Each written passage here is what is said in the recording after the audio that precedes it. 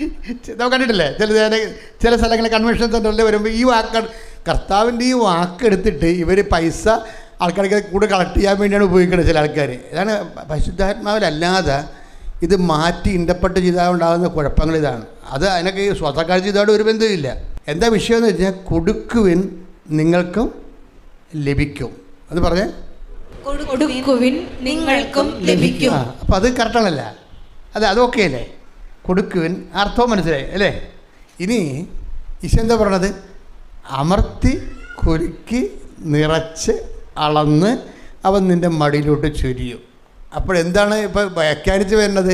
ഈ അണ്ണന്മാർ നമുക്ക് വ്യാഖ്യാനിച്ച് പറയുന്നത് എന്താണ്? നമ്മൾ കൊടുത്താൽ മതി, കിട്ടാൻ പോകണം. നമ്മൾ 10 കൊടുത്താൽ 1000 കിട്ടുമെന്നേ പറയണതേ.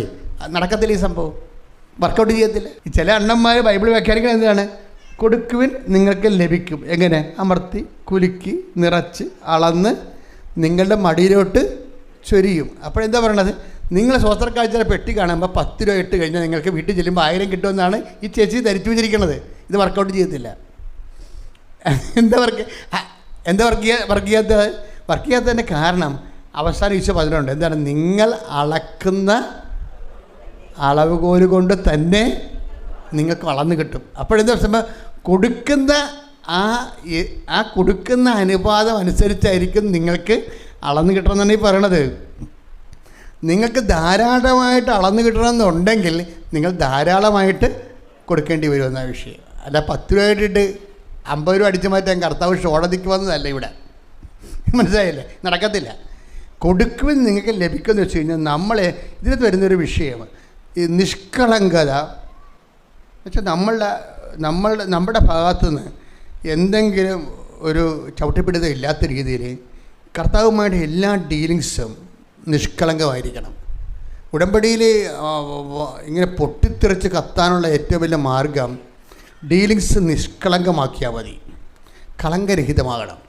അപ്പം നിങ്ങളിങ്ങനെ ഒരു 3 തിരി കത്തിച്ചു അല്ലെങ്കിൽ 10 പത്രം കൊടുത്തു, അതുകൊണ്ട് എനിക്ക് മകൻ്റെ വിസ പുതുക്കി കിട്ടണമെന്നുള്ള ഒരു സൊല്യൂഷൻ ഫോർമുല ഉടമ്പടി ഇല്ല. ചിലർ അങ്ങനെയാണ് അത് ചെയ്യണത്. ഉടമ്പടി അങ്ങനെ ഒരു ഫോർമുല ഇല്ല. ഉടമ്പടിയിൽ ദൈവമായിട്ട് ഡീസൻറ്റ് ഡീൽ ചെയ്യാൻ പറ്റുന്ന ബിബ്ലിക്കൽ ഫോർമുലയാണ് ഉടമ്പടി. ആ ഉടമ്പടിക്ക് നിങ്ങൾ എത്തിച്ചിരിക്കുകയാണ്. ആ ദൈവമായിട്ടൊരു മനുഷ്യൻ്റെ ദൈവം ഡീലിന് ആഗ്രഹിക്കുന്ന ആളാണ്. ഡീലെന്ന് വെച്ച് കഴിഞ്ഞാൽ ചുമ്മാ ഒരാൾ പ്രാർത്ഥിക്കുക എന്നല്ല, മറിച്ച് ഉത്തരവാദിത്വമുള്ള ഒരു പരസ്പര ബന്ധം ദൈവം ആഗ്രഹിക്കുന്നുണ്ട്. ഉത്തരവാദിത്വമുള്ള, അല്ലാതെ നമ്മൾ പ്രാർത്ഥിച്ചു, നമ്മളെന്തെങ്കിലും കിട്ടി, നമ്മൾ നമ്മുടെ വഴിക്ക് പോയി, ദൈവത്തിൻ്റെ വഴിക്ക് പോയി, അങ്ങനെ റിലേഷൻ ദൈവം ഉദ്ദേശിക്കണില്ല. മറിച്ച് ഒരു മാറ്റമില്ലാത്ത ഉടമ്പടി റിലേഷൻ എന്ന് പറയുമ്പോൾ അതിനകത്ത് ബ്രേക്കില്ല, ഗ്യാപ്പില്ല. അങ്ങനെ ബ്രേക്കും ഗ്യാപ്പും ഇല്ലാതെ ദൈവമായിട്ട് ഇടപെട്ട് പോകാൻ ആഗ്രഹിക്കുന്നവർക്കാണ് ഉടമ്പടി ഒരു അവസരമാകുന്നത്. അച്ഛൻ പറഞ്ഞാൽ മനസ്സിലായില്ലേ?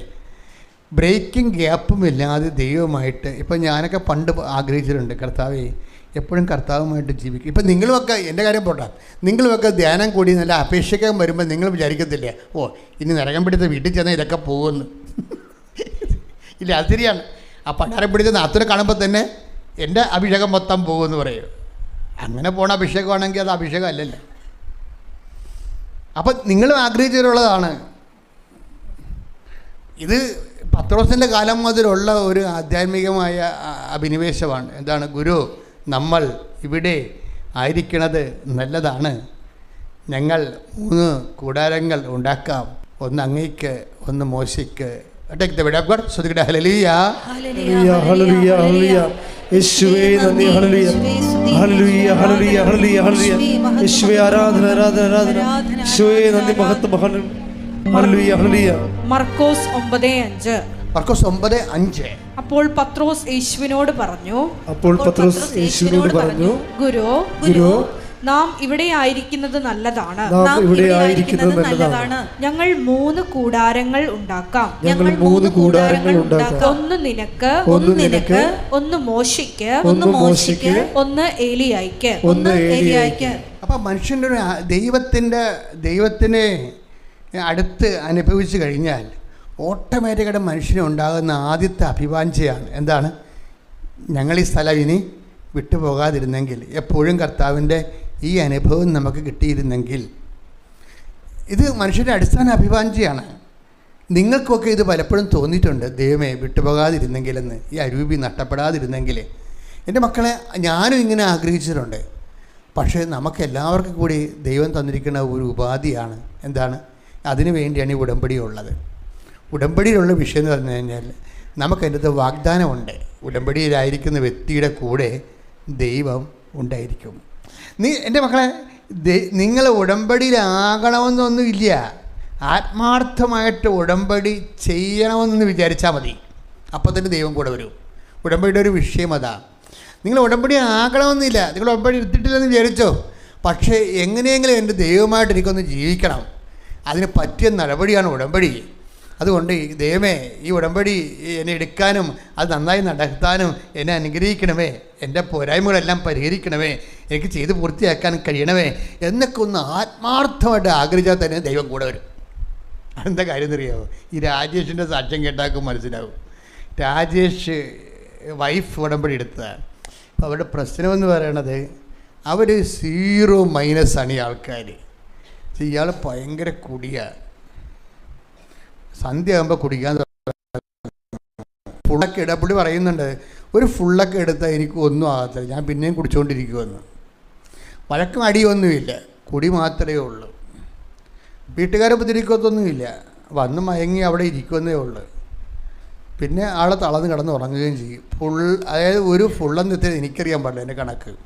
പുള്ളി ഇവിടെ പറഞ്ഞതാ, അത്രയും കഴിച്ചാൽ അയാൾക്കൊന്നും ഏക്കത്തില്ലെന്നാണ് പറയണം. അപ്പോൾ അയാൾ ഒരു ദിവസം പറഞ്ഞ്, അപ്പോൾ കടമായി, കടപ്പടിയായി, വീട് വാടകയ്ക്ക് താമസിക്കുകയാണ്, 2 മക്കളും വെറുതെ പിന്നെ ജീവിതം തീർന്ന് ആരോഗ്യം പോയ കണ്ടീഷനായി. അപ്പോൾ അയാളുടെ ഭാര്യ വന്ന് ഉടമ്പെടുത്തപ്പോൾ ഒരു ദിവസം ഞങ്ങൾക്കൊരു വീഡിയോ ഇടി ഞാനും ഉടമ്പെടുക്കാൻ വന്നെന്ന് പറഞ്ഞു. അപ്പം തന്നെ മകളും ഭാര്യയും കൂടി അയാളുടെ കഴുത്തേക്കാൽ കുത്തിപ്പിടിച്ച്. സ്നേഹത്തിലാണ്. എന്താ ചായ ഉടമ്പെടുക്കരുത്, വെറുതെ ഉടമ്പടി എന്നെ വഴിക്ക് പോട്ടെ, വെറുതെ ഉടമ്പടി എടുത്ത് നശിക്കേണ്ട കാര്യം നടക്കത്തില്ല. അതുകൊണ്ടാണ് നടക്കത്തില്ല. അവരെടുക്കാൻ സമ്മതിച്ചില്ല പുള്ളിക്കാരനെ. പക്ഷെ മനസ്സിൽ പറയുന്നുണ്ട്, എനിക്കിരുന്ന് രക്ഷപ്പെടണം, എനിക്കിതിരുന്ന് എൻ്റെ മക്കളും ഭാര്യയും എനിക്ക് നോക്കണം, എനിക്ക് രക്ഷപ്പെടണം, എൻ്റെ കടങ്ങൾ പരിഹരിക്കണം, സമാധാനമുള്ള വീട്ടിൽ ഞങ്ങൾക്ക് ജീവിക്കണമെന്ന് മനസ്സിൽ. പക്ഷേ രക്ഷയില്ല. എല്ലാ ദിവസവും കുടിയാ, വർഷങ്ങളായി കുടിയാ, തീർന്ന് കടവായി. അപ്പോൾ ഇയാൾ ഒരു ദിവസം ഈ ഭാര്യയുടെ കൂടെ വരും. അപ്പോൾ ഭാര്യയും മകളും ഞാനുണ്ട്, അച്ഛനോടെ പിടിക്കരുതേട്ടാ, അച്ഛനോടെ പിടിക്കരുതേട്ടാ. അങ്ങനെ ഇവിടെ വന്ന് ഇവരെടുപ്പിച്ചില്ല. ഈ കാര്യം എടുപ്പിച്ചാൽ പിന്നെ മാതാവിനെ പണി കിട്ടുമെന്നറിയാം. എടുപ്പിച്ചില്ല. ഇയാൾ ആ വട്ടക്കല്ലേക്ക് അവിടെ കുത്തിയിരിക്കരുത്. കുറച്ച് ഞാൻ പുള്ളിയെ കാണാനില്ല. പുള്ളി പറഞ്ഞു, ഞാൻ അടുത്ത ബാറിൽ തിരക്കിപ്പോയി അവിടെ വെച്ച് കുടിച്ചെന്ന്. ഇവിടെ വന്നിട്ടേ മാതാവിൻ്റെ മുമ്പിൽ വന്നിട്ട്, ഞങ്ങൾക്ക് പോലും ഇപ്പോൾ ഇവിടെ ഈ കൃപാസനം വന്നിട്ട് 10-26 കൊല്ലമായി ഇവിടെ. ഇതുവരെയൊക്കെ ഇവിടെ ബാർ എവിടെയാണെന്ന് എനിക്കറിയാൻ പാടില്ല. ആ ചേട്ടനും പിടി കിട്ടി ഇവിടെ വന്ന, ആ ചേട്ടനും പിടി കിട്ടി. അപ്പോൾ ചേട്ടൻ ഇവിടെ വന്നേച്ചും തിരിച്ച് ബാറിൽ പോയി കുടിച്ച് തിരിച്ച് വന്ന് വെളിവില്ല വന്ന് ആ ഭാര്യയും മക്കളും അനുഭവിക്കുന്ന സങ്കടം ഒന്ന് ചിന്തിച്ച് നോക്കിയേ. അവരുടെ മനസ്സിന് ഇപ്പോഴും പതർച്ചൊന്നുമില്ല. പക്ഷേ ഈ മനുഷ്യൻ കളങ്കിതനല്ല. അയാൾക്ക് നിവർത്തിയില്ലാഞ്ഞിട്ട് അയാളുടെ അഡിക്റ്റായിപ്പോയി. ചെയ്യണ തെറ്റാണെന്നറിയാം. പക്ഷേ എന്നാലും ഈ മനുഷ്യൻ സങ്കടമുണ്ട് ഇങ്ങനെ ചെയ്തതിൽ. എന്നിട്ട് ഭാര്യയും വിളിച്ചുകൊണ്ട് വീട്ടിൽ പോയി അന്ന് രാത്രി ഒരു സംഭവം നടക്കും. മാതാവ് നേരിട്ട് ഈ അടുത്ത് ചെല്ലും. എന്നിട്ട് 2 പ്രാവശ്യം ഇങ്ങനെ തോണ്ടിട്ട് പറഞ്ഞു, വന്ന് ഉടമ്പടി എടുത്തോളാൻ പറഞ്ഞു. അയാളുടെ കണ്ണ് നിറഞ്ഞു പോയി ശരിക്കും പറഞ്ഞാൽ. കാര്യം അയാളുടെ മാനസികാവസ്ഥ അറിയാമില്ല. ആത്മാർത്ഥമായിട്ട് ഇതിനെ ആഗ്രഹിച്ച ആളാണ്. പക്ഷെ പുള്ളിയുടെ ഒരു ഇത് ഈ കുടിക്കണ ഒരു നെർവസ് സിസ്റ്റം ആയതുകൊണ്ട് പുള്ളിക്ക് പറ്റണില്ല.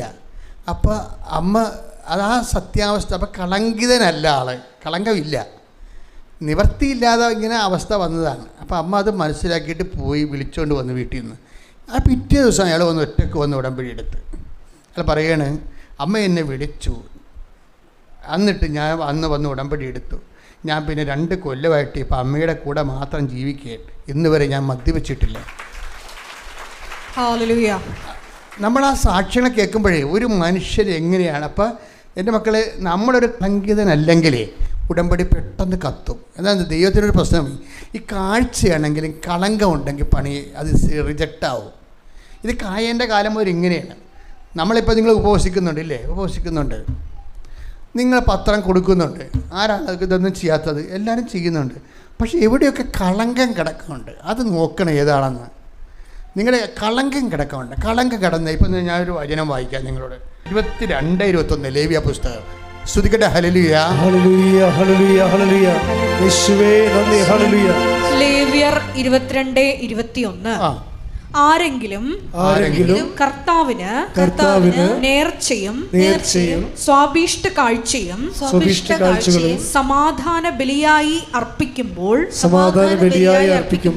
അത് സ്വീകാര്യമാകണമെങ്കിൽ കാലിക്കൂട്ടത്തിലോ ആട്ടിൻകൂട്ടത്തിലോ നിന്നെടുത്ത ഊനമറ്റ മൃഗത്തെ കാഴ്ചവെക്കണം. അതിന് ഒരു ന്യൂനതയും ഉണ്ടായിരിക്കരുത്. ഇത് ഒരു സ്റ്റാൻഡേർഡ് ഓഫ് റെഫറൻസ് ആണ്. ഉടമ്പടിയുടെ സ്റ്റാൻഡേർഡ് ഓഫ് റെഫറൻസ് ആണ്. നമ്മളെപ്പോഴും എൻ്റെ മക്കൾ എൻ്റെ പ്രാർത്ഥന കേൾക്കണില്ല, കർത്താവ് എൻ്റെ കാര്യങ്ങൾ താമസിപ്പിക്കുന്നുവെന്ന് അങ്ങോട്ട് എപ്പോഴും ദൈവത്തിനെ പ്രതിക്കൂട്ടിലാക്കുന്നതിന് പകരം നിങ്ങൾ ചെയ്തിരിക്കുന്ന കാര്യം ഊനമറ്റതാണെന്ന് നോക്കണം. അത് 22-21 വെച്ചാൽ നോക്കണത്. കളങ്കിതമാണോ എന്ന് നോക്കണം. കളങ്കിതമായ ഒരു കാര്യം ദൈവം സ്വീകരിക്കത്തില്ല. ഇപ്പോൾ വൈരാഗ്യം നിലനിൽക്കുന്നുണ്ടോ അത് നോക്കണം. നിങ്ങളുടെ ഉള്ളിൽ പക നിലനിൽക്കുന്നുണ്ടോ? അതുപോലെ തന്നെ നിങ്ങൾക്ക് കൊടുത്ത് വീട്ടാൻ ആസ്തി ഉണ്ടായിട്ടും നിങ്ങൾ കടം വാങ്ങിച്ചവർക്ക് കൊടുക്കാതെ നിങ്ങളെ വെച്ച് അനുഭവിക്കുന്നുണ്ടോ? ഇങ്ങനെ ഏതെല്ലാം മേഖലകളിൽ നിങ്ങളെ അരിച്ചു പെറുക്കി നോക്കുമ്പോഴും എൻ്റെ മക്കളുടെ ഉദ്ദേശം ദൈവസ്നേഹത്തിൽ വളരുകയെന്നായിരിക്കണം, അല്ല ഉടമ്പടി കാര്യം നിർവഹിക്കുകയെന്നായിരിക്കത്തില്ല. നിങ്ങളിപ്പോൾ ഊനമറ്റത് ആണെന്ന് വെച്ചാൽ അച്ഛൻ പറഞ്ഞാൽ നിങ്ങൾ വീട്ടിൽ പോയി നിങ്ങൾ ആത്മപരിശോധന നടത്തിയിട്ട് നിങ്ങൾ കറക്റ്റ് ചെയ്യും. പക്ഷേ കറക്റ്റ് ചെയ്യുമ്പോൾ നിങ്ങളുടെ മനസ്സിലെ ഇൻറ്റൻഷൻസ് ഉടമ്പടി വെച്ചിരിക്കുന്ന കാര്യങ്ങൾ നിർവഹിക്കുക എന്നുള്ളതായിരിക്കരുത്. മറിച്ച് എന്താണ്, എങ്ങനെയെങ്കിലും ദൈവവുമായിട്ട് ഈ പത്രോസ് പറഞ്ഞ പോലെ നമ്മളിവിടെ ആയിരിക്കണം, നല്ലതാണ്. ഞങ്ങൾ 3 കൂടാരങ്ങൾ ഉണ്ടാക്കാൻ, ഒന്ന് അങ്ങയ്ക്ക്, ഒന്ന് മോശയ്ക്ക്.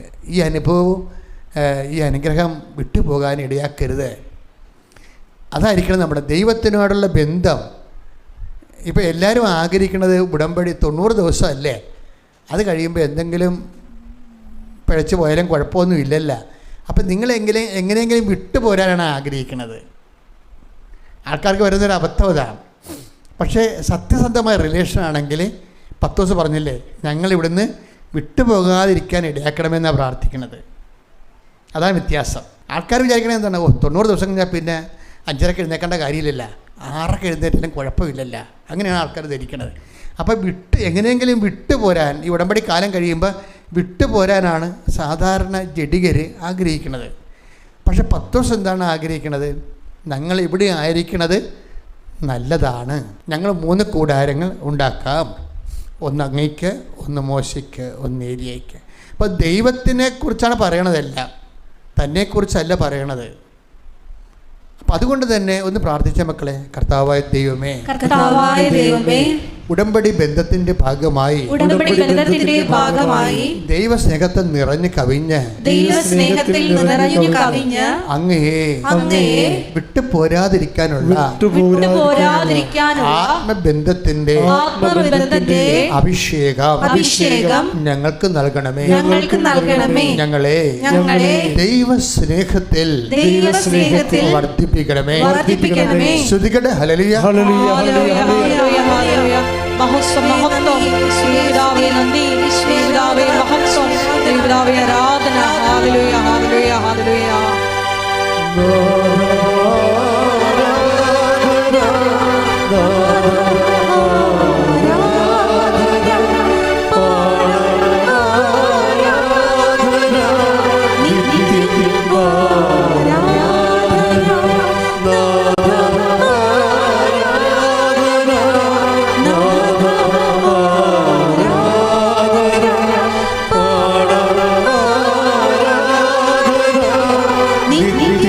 Oh പരമദിവ്യകാരുണ്യത്തിന് എന്നേരവും ആരാധനയും സ്തുതിയും പുകഴ്ചയും ഉണ്ടായിരിക്കട്ടെ. പരിശുദ്ധ പരമദിവ്യകാരുണ്യത്തിന് എന്നേരവും ആരാധനയും സ്തുതിയും പുകഴ്ചയും ഉണ്ടായിരിക്കട്ടെ. ഈ വിഷയങ്ങളെല്ലാം ഊനമറ്റതെന്ന് വെച്ചതിൻ്റെ അർത്ഥം എന്താ? ചട്ടും കൊങ്കണ്ണും മുടന്തും ഇല്ലാത്തതിനാണ്. അപ്പോൾ ആടെന്ന് ഊനമറ്റ ആടെന്ന് വെച്ചാൽ അർത്ഥം എന്താ? ചട്ടില്ലാത്തത്, മുടന്തില്ലാത്തത്, കൊങ്കണ്ണില്ലാത്തതൊക്കെയാണ് അർത്ഥം. അതുപോലെ തന്നെയാണ് നിഷ്കളങ്കം. കർത്താവ് ഈ ഉടമ്പടിയിൽ വരുന്ന ഏറ്റവും വലിയ വിഷയം നിഷ്കളങ്കതയാണ്. എന്ന് വെച്ച് കഴിഞ്ഞാൽ ദൈവമായിട്ട് കണക്ക് പറഞ്ഞു, ഞാൻ 5 തിരി കത്തിച്ചു, എനിക്ക് വസ്തു വിറ്റില്ല എന്നൊക്കെ പറഞ്ഞ് കണക്കപ്പിളക്ക് സ്ഥരിയില്ലേ, അത് കളങ്കിതയാണ്. ഈ 2026 അവളുടെ കാര്യം നടക്കത്തില്ല. അതിൻ്റെ കാര്യം അവൾ ക്രിസ്ത്യാനിയല്ല, കണക്കപ്പിള്ളയാണ്. കർത്താവുമായിട്ട് എല്ലാ ഡീലിങ്സിൻ്റെ അകത്തും നിഷ്കളങ്കത വേണം. ഇല്ലെങ്കിൽ നിങ്ങൾ നിഷ്കളങ്കതയ്ക്ക് വേണ്ടി പ്രാർത്ഥിക്കണം. എന്താ കാര്യം വെച്ച് കഴിഞ്ഞാൽ, ഞാൻ ദൈവവുമായിട്ട് ഉടമ്പടി ചെയ്തിരിക്കുന്നതിൻ്റെ ഉദ്ദേശം ഞാൻ ദൈവവുമായിട്ട് കൂടുതൽ ദൈവസ്നേഹത്തിൻ്റെ സാക്ഷിയായി ജീവിക്കാൻ വേണ്ടിയാണ്. എന്ന് പറഞ്ഞേ, ഞാൻ ഒരു കൈ ഉയർത്തി പറഞ്ഞാൽ ഞാൻ ദൈവവുമായി ഉടമ്പടി ചെയ്തിരിക്കുന്നതിന്റെ ഉദ്ദേശം ദൈവവുമായി പുനരുദ്ധാനത്തിന്റെ സാക്ഷിയായി ജീവിക്കാൻ വേണ്ടിയാണ്. ശ്രുതിക്കട്ടെ, ഹല്ലേലൂയ.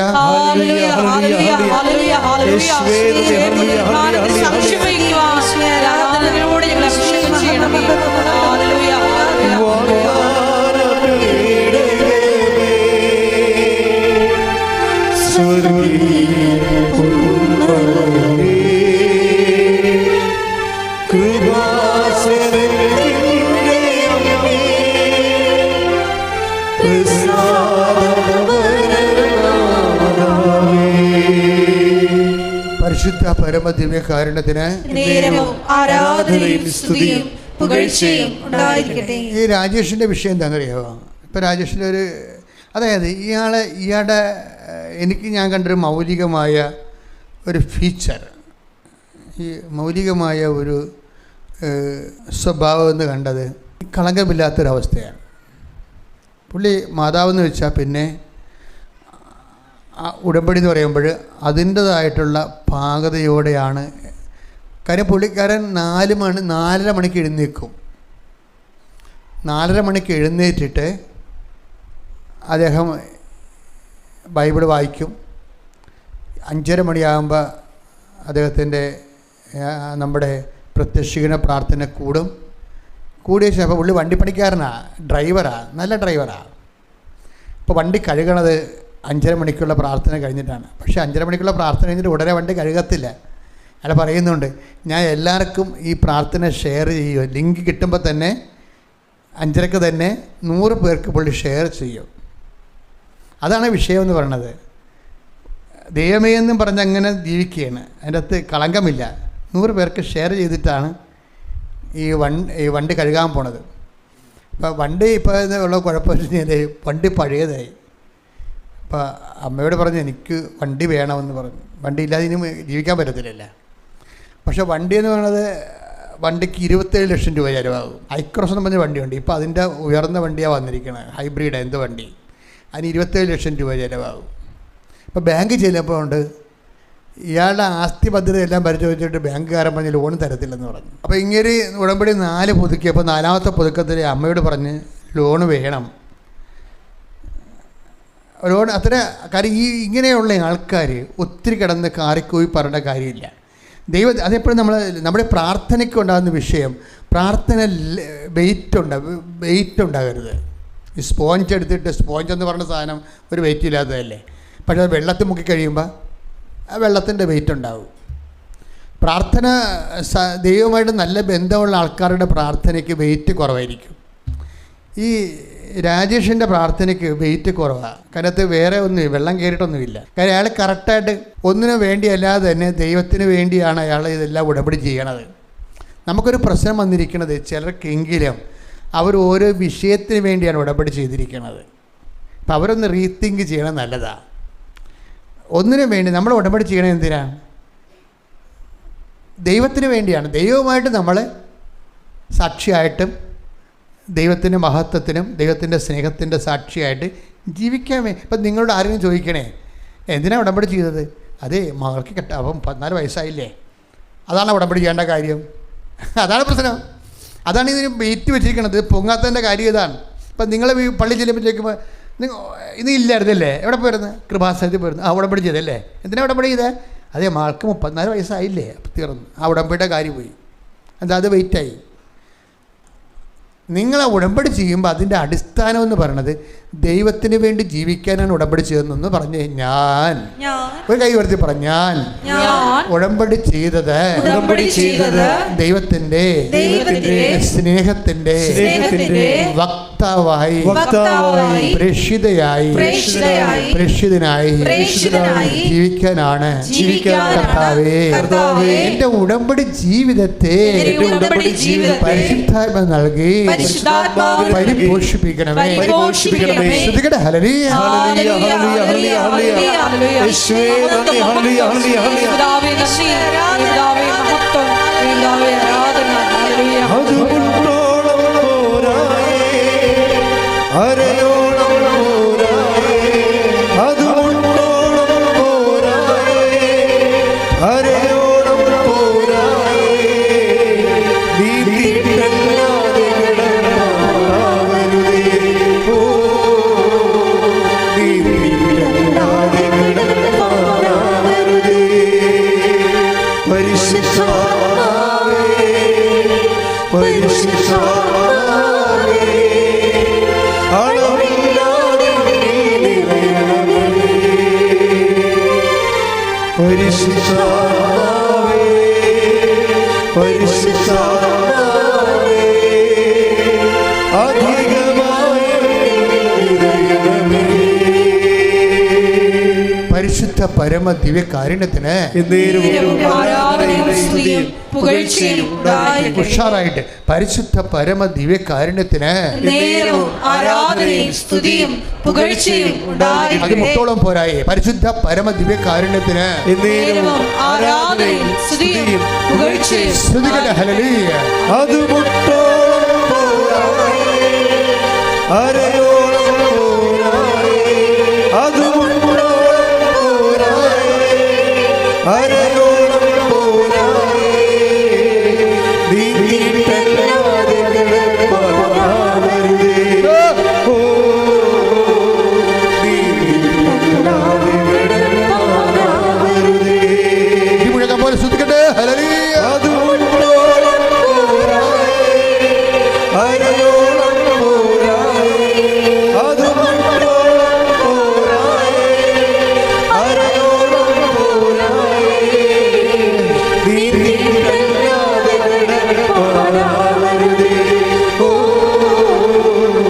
നീതിയില്ലാതെ കിടന്നാവരുതേ. പരിശുദ്ധ പരമ ദിവ്യകാരുണ്യത്തിന് എൻ്റെ മക്കളെ, പരിശുദ്ധാത്മാവ് ഇപ്പോഴും നമുക്ക് നൽകുന്ന ഒരു നിർദ്ദേശം, നിങ്ങളൊരു തീരുമാനം എടുക്കണം. എന്താ എടുക്കണത്? ദൈവമായിട്ട് ജീവിക്കാൻ വേണ്ടി രാത്രിയും പകലും ദൈവത്തിൻ്റെ സ്നേഹത്തിലും ബോധത്തിലും ആ ഒരു ഓർമ്മയിലും ജീവിക്കാൻ വേണ്ടി നിങ്ങൾ നിങ്ങളുടെ അന്തരംഗങ്ങളെ സമർപ്പിക്കണം. അച്ഛനോട് ചേർന്ന് പ്രാർത്ഥിക്കുക. കർത്താവേ, അങ്ങയോട് കൂടെ ജീവിക്കുവാൻ അങ്ങയുടെ ഓർമ്മയിൽ ജീവിക്കുവാൻ എൻ്റെ അന്തരംഗത്തെ എൻ്റെ ബോധതലത്തെ ഞാൻ സമർപ്പിക്കുന്നു.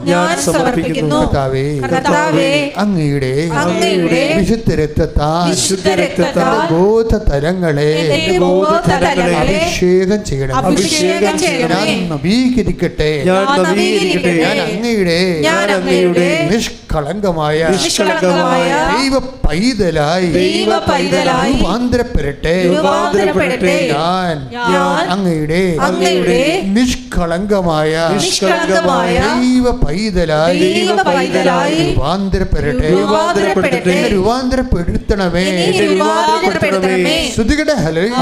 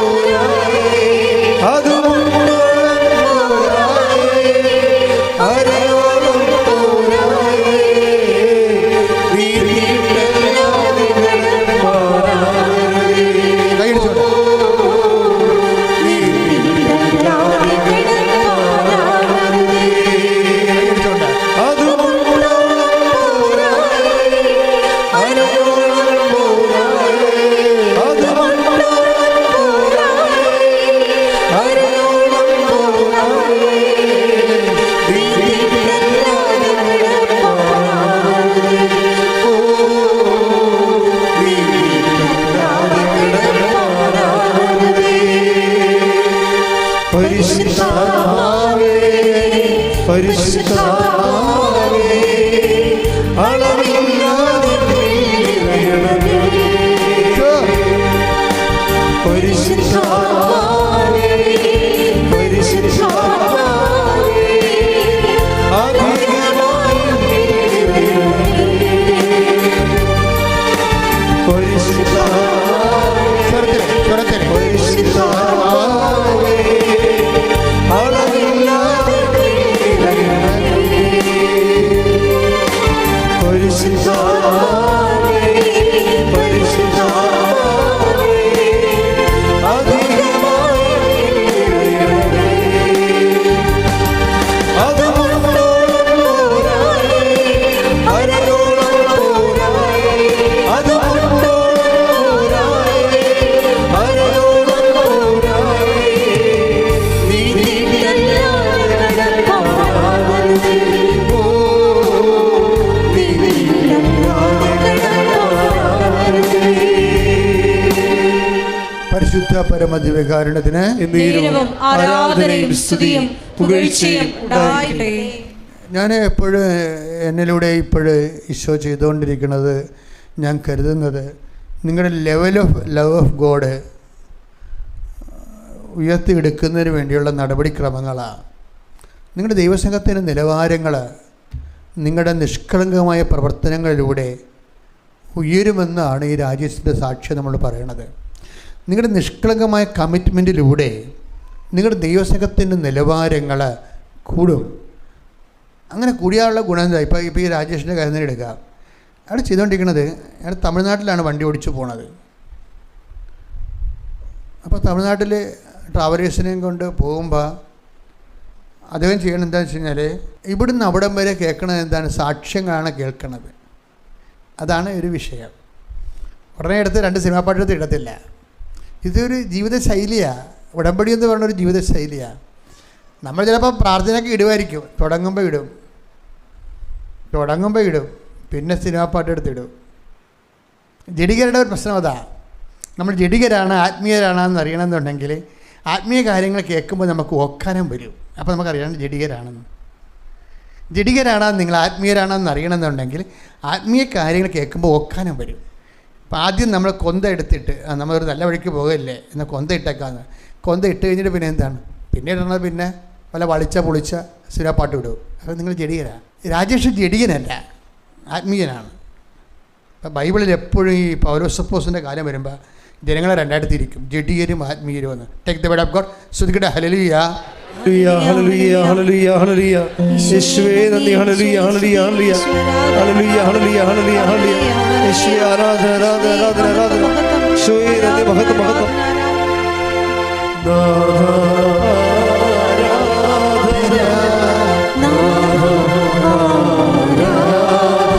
കൈകൾ വീശിക്കൊള്ളേ.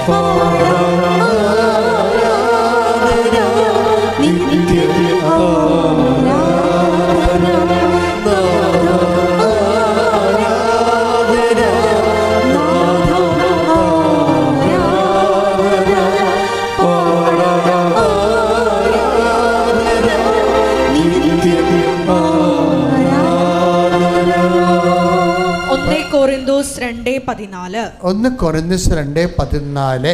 ലൗകിക മനുഷ്യന് ദൈവാത്മാവിന്റെ ദാനങ്ങൾ